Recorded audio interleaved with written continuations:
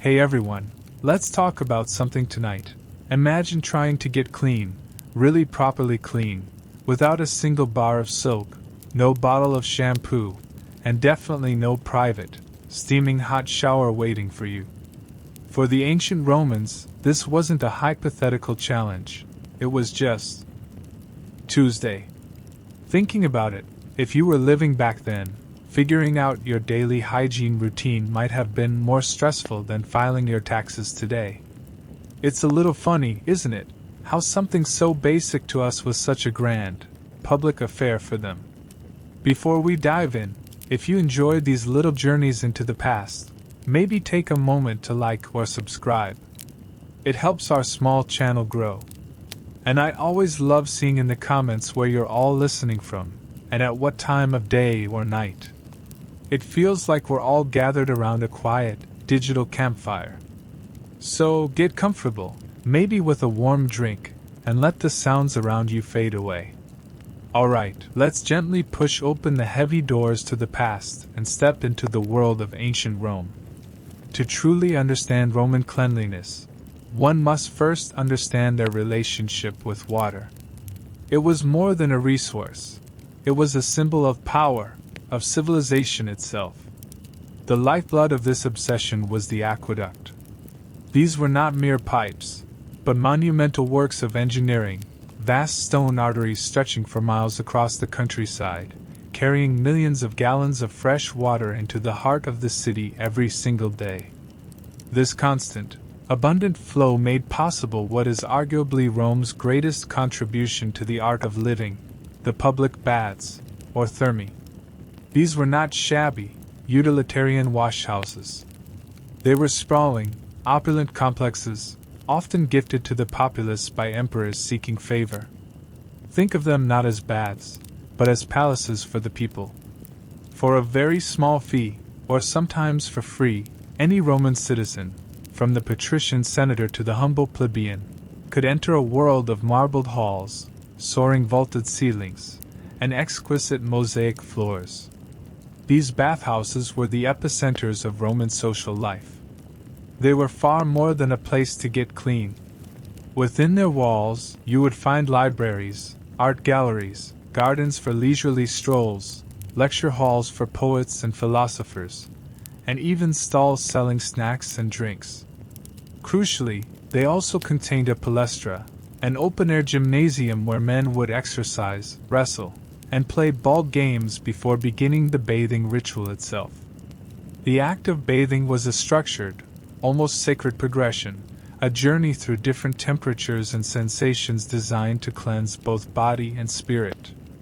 The entire process was a public spectacle and a communal rite that bound Roman society together. It was where business deals were sealed with a handshake in the steam, where gossip was whispered on warm marble benches, and where friendships were forged in the invigorating chill of a cold plunge. The typical journey began in the apoditorium, the changing room. Here, one would strip off their daytime clothes, shedding the symbols of their rank and status along with their tunic. From there, a bather would proceed to the tepidarium, a warm room with heated floors and walls. This served as a transitional space, allowing the body to acclimate to the warmth and providing a primary location for socializing. After a suitable time spent chatting and perspiring gently, the next stop was the caldarium, the hot room. This was the core of the experience.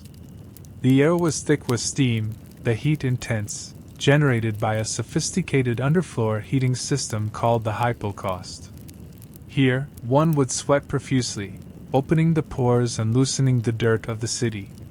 The room would contain tubs or pools of very hot water for soaking. Finally, after enduring the heat, the ritual would conclude in the frigidarium, the cold room, which featured a large, unheated pool. The shock of the cold water was meant to close the pores, invigorate the senses, and leave the bather feeling refreshed, renewed, and completely clean. This sequence wasn't just about hygiene. It was a carefully curated sensory experience, a daily reset for the Roman citizen. Now, let the sounds of your own world drift away. Feel the weight of your body sinking down, becoming heavy and relaxed. Imagine, for a moment, that you are no longer here. Instead, the year is 115 AD, and you are in the heart of Rome, under the warm afternoon sun. Your work for the day is done. Perhaps you've been selling pottery in the forum, or copying scrolls for a wealthy patron. The dust of the city clings to your sandals and the hem of your tunic.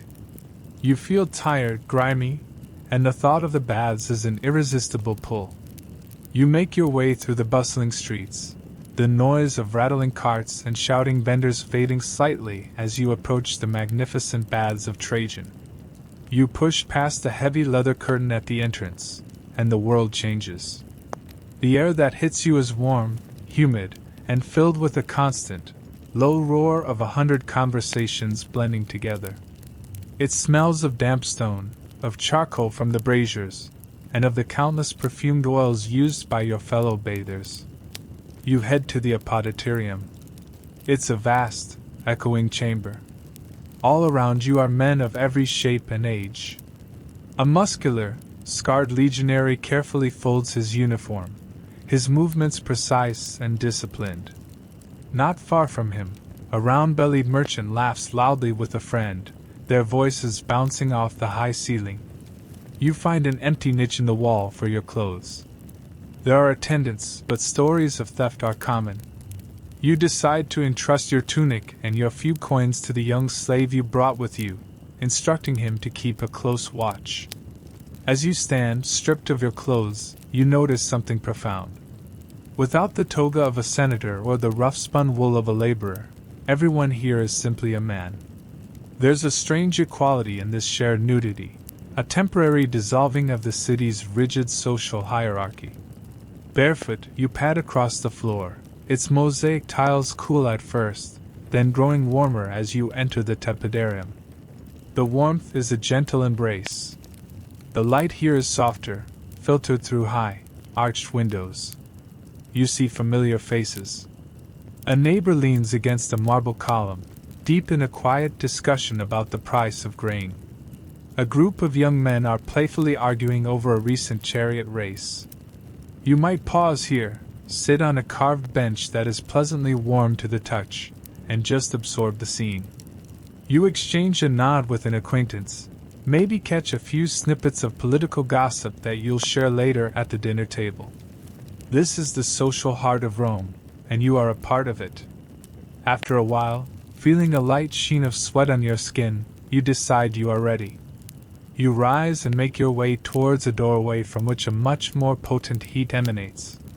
You step into the caldarium. The change is immediate and intense. A wave of thick, wet heat envelopes you, making it momentarily hard to breathe.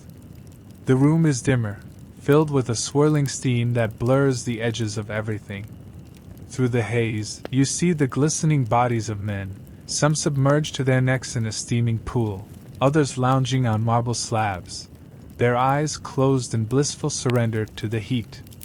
The sounds here are different, more subdued.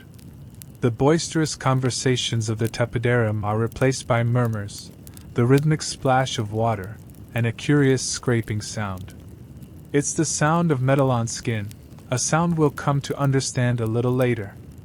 For now, you find a spot by the wall and simply let the heat do its work. You feel the tension in your shoulders begin to melt away, the grime of the day lifting from your pores, carried away by rivers of sweat.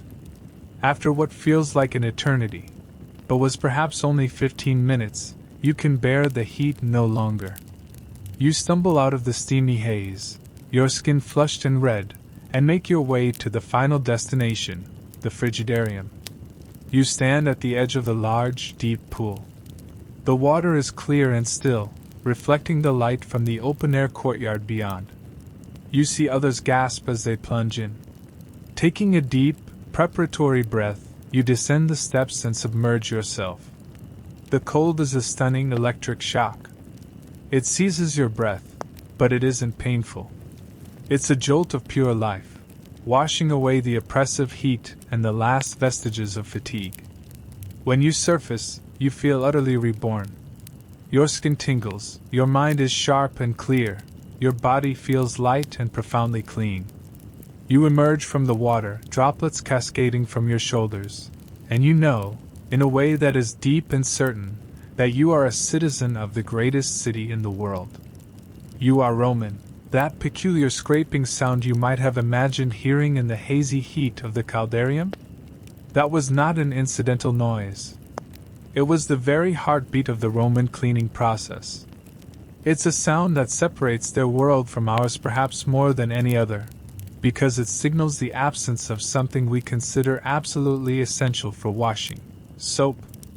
The Romans knew of soap, certainly. They were aware that the Gauls, for instance, made a cleansing agent from animal fat and wood ash. But to the Roman sensibility, this was a rather barbaric concoction, something more suitable for bleaching hair or using as a pomade, not for the refined act of cleansing the body. So, if not soap, what did they use to cut through the grime of a bustling, dusty metropolis and the sweat of a vigorous workout in the palestra? The answer was simple, plentiful, and central to Mediterranean life: olive oil. It might seem counterintuitive to us, the idea of slathering yourself in oil to get clean.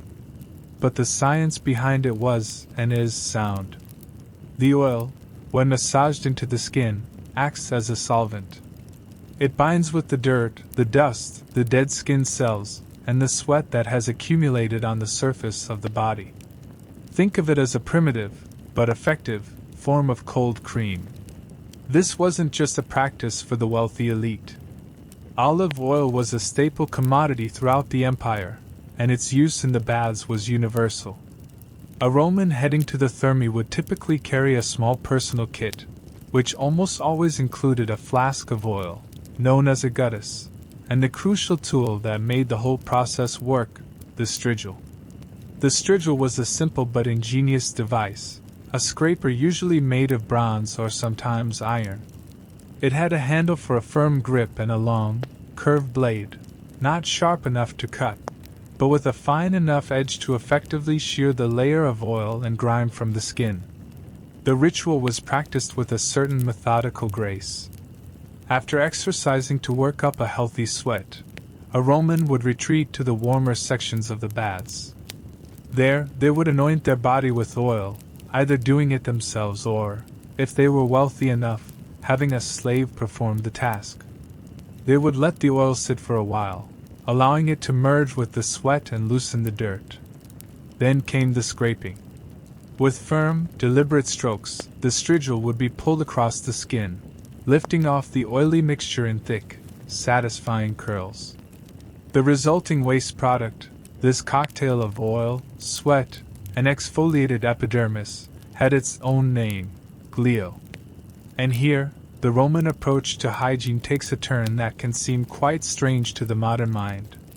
This glio was not always discarded. In fact, the scrapings from famous athletes or victorious gladiators were considered to have medicinal properties. This celebrity grime would be carefully collected, decanted into small pots, and sold for a high price as an ointment, believed to be effective for treating aches, pains, and various other ailments. It's a curious thought, isn't it? One person's bodily residue becoming another's coveted remedy.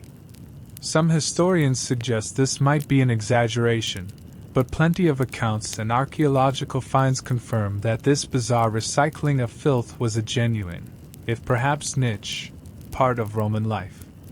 But for you, on this particular afternoon in the baths of Trajan, this is not a transaction. It's not about collecting a valuable substance. It's about the fundamental, personal act of getting clean. Let's return to that moment. You have left the gentle warmth of the tepidarium and are now deep within the sweltering, steamy confines of the caldarium. You've allowed the intense heat to open your pores for a good while, feeling the sweat bead on your forehead and trickle down your back. It is time. Your slave, who has been waiting patiently in the less oppressive heat near the entrance, approaches you. In his hand is your guttus, a small, elegant flask of fired clay, warm to the touch. He uncorks it, and pours a generous amount of olive oil into his cupped palm. The oil is a pale, liquid gold, carrying the faint, earthy scent of the olive groves from which it came. He begins to apply it, his hands moving with practiced efficiency. This isn't a gentle, luxurious massage intended for relaxation. It's a practical, thorough coating. He starts with your broad shoulders, working the oil into the muscles, then moves down your back, across your chest, and along your arms and legs. Soon, your entire body is covered in a glistening, slippery sheen. The already heavy air of the caldarium now carries the added aroma of oil, a clean and vegetative smell that mingles with the steam. You stand there for a few minutes, a living, breathing statue of polished bronze, allowing the oil to do its work, to seep into every pore and bond with the day's accumulated filth. Now, for the main event. You find an empty marble slab, still warm from the body of the previous occupant, and lie down on your stomach. The stone is smooth and solid beneath you. Your slave puts down the oil flask and picks up the strigil. Its bronze surface gleams dully in the hazy light. You brace yourself slightly, a subconscious tensing of the muscles in anticipation. He places the cool, curved edge of the tool against the skin of your shoulder blades and begins to pull it downwards. The sensation is entirely unique. It isn't sharp or painful. It's a firm, consistent pressure, a strong, satisfying friction that feels as if it's peeling away a distinct layer of yourself. It's a feeling of being unburdened. You turn your head to the side, curiosity overcoming your relaxed state. You watch as the strigil makes its next pass, this time down your side. A thick, dark, grayish-brown crescent of muck, your glio, builds up along the edge of the blade. It's a strangely gratifying sight. It is tangible proof of purification. It is all the dust from the sabura, the sweat from your afternoon's labor, the very essence of the day's fatigue, now made visible and scraped away. Every so often, the slave pauses, deftly flicks the accumulated grime from the strigil's edge into a small clay pot he has placed on the floor nearby. A flicker of a thought crosses your mind about who might buy that pot later, but you push it away. This moment is for you. He continues his work with a steady rhythm, moving over your back, your legs, the soles of your feet. Then you sit up and turn over, so he can scrape your chest and stomach. When he is finally done, your skin feels almost impossibly smooth, sensitive, and alive. It tingles from the friction, a clean, humming sensation. The heavy, greasy feeling is gone, replaced by a feeling of polished lightness. You are now ready for a final rinse in one of the hot pools to wash away any last oily residue, before you face the ultimate invigoration of the frigidarium's cold, shocking embrace. This dedication to cleanliness, this intricate public dance of water, oil, and heat, was not confined to the magnificent domes of the Thermae. The Roman preoccupation with managing the body's functions, both inside and out, extended to another, perhaps less glamorous, but equally vital public utility, the latrine. Roman engineering, fueled by the ceaseless supply from the aqueducts, didn't just build for pleasure, it built for practicality. Across the city, and indeed throughout the empire, public toilets, or fornicae, were a common feature of the urban landscape. And much like the baths, they were often surprisingly elaborate. One could find themselves in a public latrine with marble-paneled walls, mosaic floors, and perhaps even a small fountain or a shrine to Fortuna, the goddess of luck, which seems like a rather appropriate choice for such a location. The fundamental design was consistent and ingenious. Patrons would sit on a long bench, typically made of wood or cool marble, which was set over a channel of constantly moving water. This water, often runoff from the nearby baths or a direct diversion from an aqueduct, would carry the waste away from the city center and into a main sewer line, like the great Cloaca Maxima. The key feature of these latrines, and the one most jarring to our modern sensibilities, was their completely communal nature. There were no stalls, no partitions, no concept of privacy whatsoever. A Roman would enter and take a seat on the long bench right next to a stranger or a friend. Men would sit shoulder to shoulder, casually continuing conversations, negotiating business deals, or debating politics as if they were in the forum. It was simply another facet of Rome's intensely public social life, an extension of the communal ethos from the baths into a different, but equally necessary, realm. The other element that starkly highlights the difference in our hygienic standards is the matter of what they used in place of toilet paper.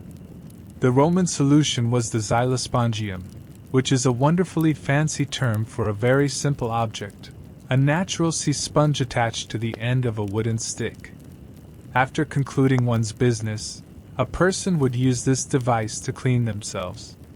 And here is the detail that truly makes us appreciate our modern, disposable world. These sponges were not for single use. They were communal.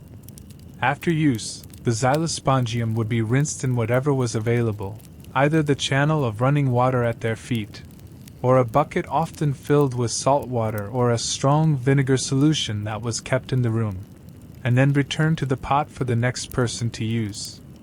It's a system built on a profoundly different understanding of germs and transmission. Some scholars argue that the vinegar would have acted as a reasonable disinfectant, while others are, well, let's just say they are less convinced of its efficacy. It's also important to remember that this public sanitation was a luxury of the city center. For the wealthy living in a private home, a domus, they might have their own latrine connected to a cesspit. But for the vast majority of Rome's population, crowded into multi-story apartment blocks called insulae, life was far less sanitary. They relied on chamber pots. When these pots were full, the contents were often unceremoniously pitched out of a high window and onto the street below. This was such a common occurrence that Roman law had specific statutes to deal with the legal recourse for an unlucky passerby who happened to be in the wrong place at the wrong time. It's a potent reminder that beneath the gleaming marble of the forums and baths, the daily reality for many Romans was noisy, smelly, and often fraught with unexpected perils from above. It is easy for us, from the quiet comfort of our own time, to look back on these practices with a sense of superiority, or even disgust. But to truly understand a people, you must try to meet them where they were. So, let us leave the steamy world of the baths behind for a moment. Imagine your Roman self again. The bathing ritual is complete. You have been scraped, oiled, and plunged.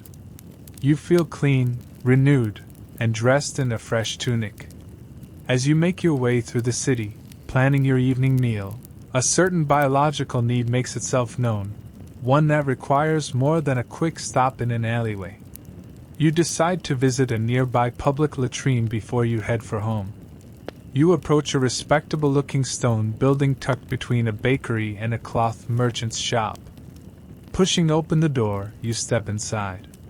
Your eyes take a second to adjust from the bright sunlight to the dimmer interior. The first thing you register is not the smell, but the sound, the constant, gentle gurgling of water flowing through the stone channel that runs beneath the seats along the walls. The air is cool and damp. And yes, there is a smell, an earthy, human smell, but the continuously moving water does a surprisingly good job of keeping it from becoming overpowering. The room is arranged in a U-shape, with a long marble bench punctuated by about 20 keyhole-shaped openings. Most of them are occupied. You spot a vacant space between two men and you take it without hesitation. The cool marble is a pleasant shock against your skin. The man to your right, a stern-faced fellow who looks like he may have served in the legions, offers you a curt, silent nod before returning his gaze to the wall opposite. The man to your left, however, is a different sort entirely. He's plump, wearing a fine-quality tunic, and is in the middle of a rather animated complaint to his other neighbor about a delayed shipment of wine from Campania. You sit there, an involuntary audience to the trials and tribulations of a Roman importer. There is no sense of awkwardness in the air, no silent, unspoken rule to avoid eye contact. This is as normal as standing in line at the baker's next door. After a few moments, your task is done. Now, for the final step. In the center of the U-shaped floor stands a large bucket. Inside, several sticks with dark, rounded sponges on their ends are soaking in a liquid that gives off the sharp, acidic tang of vinegar. You get up, walk over, and select one. You give the sea sponge a firm squeeze, wringing out the excess vinegar water, and return to your spot to use it. The sensation is soft, damp, and decidedly strange to a mind accustomed to dry paper. You do your best not to dwell on how many other citizens have used this very sponge today. This is simply how it is done. It is the Roman way. You then lean down and carefully rinse the sponge in the channel of fresh, flowing water at your feet, watching as it's cleansed, before walking back to the central bucket and placing it back in the solution for the next patron. As you are adjusting your tunic, preparing to leave, the talkative merchant to your left turns his attention to you. "A disaster!" he proclaims, as if you've been part of the conversation all along. "This shipment delay means I have nothing special for my dinner party tonight. You look like a man who knows his way around this part of the city. Tell me, where can a man find a decent flask of Falernian wine at this hour without being robbed blind?" And just like that, you find yourself drawn into the very fabric of the city's life. You recommend a reputable wine merchant you know a few streets over. The man thanks you profusely, you exchange names, and you part ways. You enter the latrine to relieve a physical need, and you leave not just feeling lighter, but with a new potential business acquaintance and a fresh piece of gossip about the city's wine trade. Leaving the surprisingly social world of the communal latrine, our quiet journey into Roman cleanliness now narrows its focus. We move away from the grand scale of public sanitation and the robust work of cleansing the entire body, and zoom in on the finer, more intimate details of personal grooming. For in Roman society, especially among the upper classes, a clean body was merely the foundation.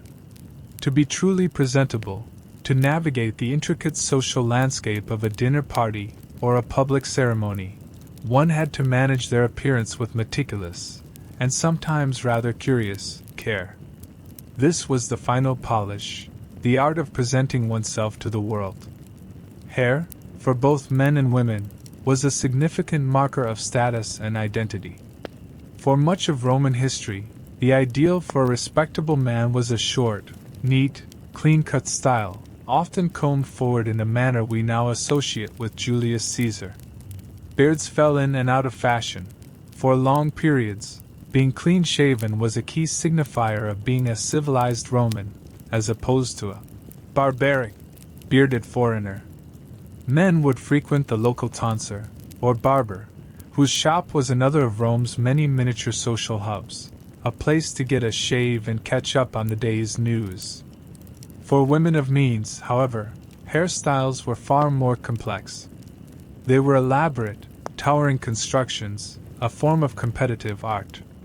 An elite Roman woman's hair was a testament to her husband's wealth and her own social standing, as it signaled she had the time, and a team of skilled slaves, ornatrices, or hairdressers, to create such a masterpiece. Curls, intricate braids, and gravity-defying tiers were fashionable at different times.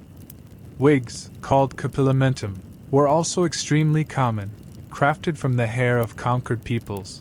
Blonde hair from Germanic tribes and dark black hair from India were particularly prized. Hair dyes were also widely used, ranging from harmless henna to more hazardous concoctions involving ingredients like lead, used to achieve a fashionable dark shade. Beyond the hair, the face itself was a canvas. The feminine ideal, for those who did not have to labor under the sun, was a pale, smooth complexion. To achieve this, women would apply powders, often made from simple chalk or finely ground flour. The wealthy, however, might use something far more dangerous, white lead. While it provided a desirable pearly white finish, it was, of course, highly toxic. Eye makeup was essential. Following a trend adopted from Egypt, women used kohl, a dark powder made from soot, galena, or antimony, to outline their eyes, darken their eyebrows, and make their lashes appear longer and thicker. For a touch of color, a blush made from rose petals, red ochre, or even the lees of red wine could be applied to the cheeks and lips, providing a healthy-looking, if artificial, glow. And then there was the matter of dental hygiene, a subject the Romans were surprisingly concerned with. Bad breath, or ozina, was a recognized social affliction, frequently the subject of jokes in poems and plays. To combat it, they employed a variety of tooth powders. These were typically abrasive mixtures designed to scrub the teeth clean. Common ingredients included crushed bones, powdered eggshells, the shells of oysters, and even finely ground pumice stone. But perhaps the most famous, or infamous, of all Roman oral hygiene practices was the use of urine as a mouthwash. This wasn't just any urine. Specific sources were believed to be more effective. The aged urine of men and animals from Portugal, for instance, was considered the absolute best. It was imported and sold as a high-end product. While the thought is startling to us, the chemical logic was actually sound. The ammonia in the aged urine acted as a powerful cleansing agent and had a whitening effect on the teeth. It was a potent, if pungent, solution to a common problem. For less extreme, on-the-go freshening, chewing on mastic leaves or small twigs was also common practice. These were the tools, the potions, and the techniques that were available. But what did it all feel like in the moment? Let us imagine you, for one last time, in the final, quiet hours of a Roman day. You are a person of some importance, a woman preparing to attend a prestigious dinner party at the home of a city magistrate. The sun has set, and your bedchamber is softly lit by the warm, flickering glow of several oil lamps. You are standing before your mirror. It isn't glass, but a large, heavy disc of highly polished bronze, which gives back your reflection in a soft focus, golden-hued version of yourself. The feeling of your recent bath lingers. Your skin is smooth, clean, and smells faintly of the rose-scented oil you used. Your personal hairdresser, your trusted ornatrix, has just spent the better part of an hour on your hair. She has painstakingly woven it into a complex series of braids, coiled and pinned high on your head in the latest style dictated by the Empress herself. You lean closer to the bronze surface, turning your head this way and that, checking for any stray strands that might betray the careful artifice. Is the small hairpiece woven in at the back secure? You hope its fashionable blonde shade, sourced from a far-off northern province, looks authentic in the soft lamplight. Satisfied, you nod, and the slave girl steps back. Next to your face, another attendant comes forward with a small pot of white powder. She applies a light dusting to your cheeks and forehead, smoothing your complexion to a fashionable, pale canvas. You take the kohl stick yourself. With a steady hand, you carefully line your eyes, extending the dark line just slightly at the corners to make them seem larger, more mysterious. A dab of red ochre on your lips and the apples of your cheeks completes the transformation. You are no longer just you. You are a carefully composed work of art, an image of elegance and status. Everything seems perfect. You look the part.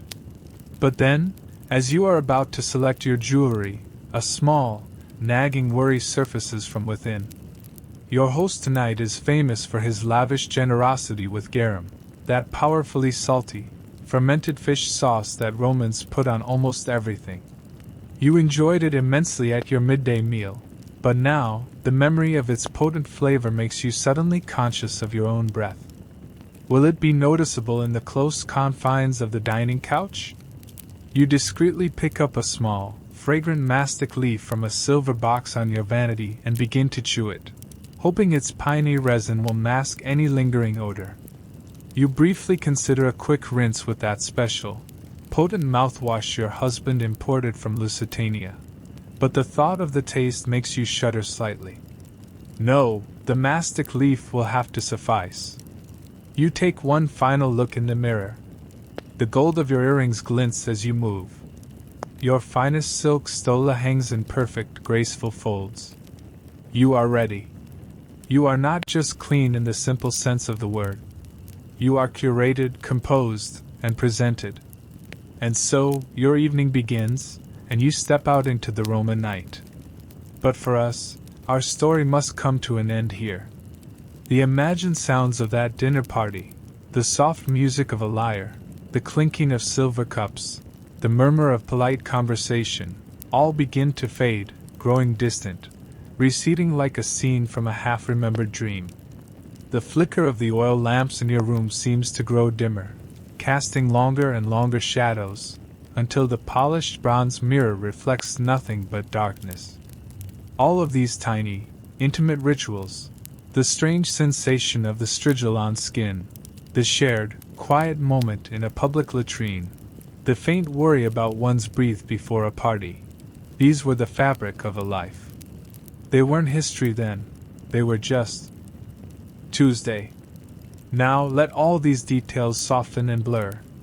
Let the scent of olive oil and the sharp chill of the frigidarium dissolve into the great, quiet river of time.